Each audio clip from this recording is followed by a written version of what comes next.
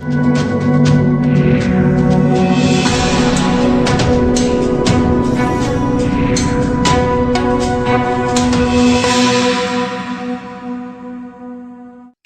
में कई ऐसे रहस्य हैं जिनके बारे में वैज्ञानिक आज तक पता नहीं लगा पाए। इनमें कई रहस्यमयी द्वीप भी शामिल हैं जिनके बारे में जानकर आपकी रूह तक कांप उठेगी। ऐसे ही एक द्वीप इटली में स्थित है जहां पर जाने वाला कभी लौटकर वापस नहीं आया। इस द्वीप पर अक्सर रहस्यमयी घटनाएं घटती रहती हैं जिनकी वजह से दुनिया में इसकी चर्चा होती रहती है।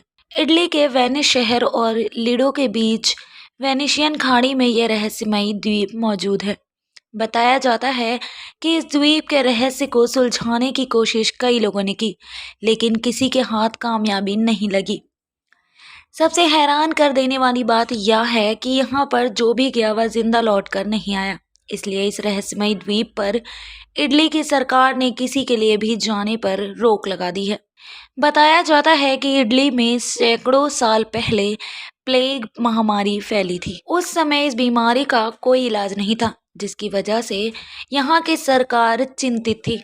सरकार को इस बीमारी के फैलने का डर सता रहा था। इस डर से सरकार ने लगभग 1,60,000 लोगों को इस द्वीप पर जिंदा जलवा दिया था। इसके बाद यहाँ पर काला बुखार नाम की बीमारी फैलने लगी। इसके बाद सरकार ने फैसला लिया कि इन लोगों के शव भी इस द्वीप में दफना दिए जाए। तब से ही स्थानीय लोग इस द्वीप को शापित मानते हैं। कहा जाता है कि जलाए गए लोगों की आत्माएं आज भी यहाँ पर भटकती हैं और कई लोगों ने यह दावा किया है कि उन्होंने यहाँ पर आत्माओं को देखा है।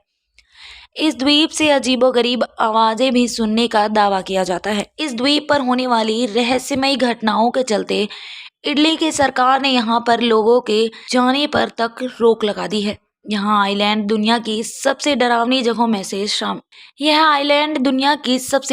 जगहों में से एक है।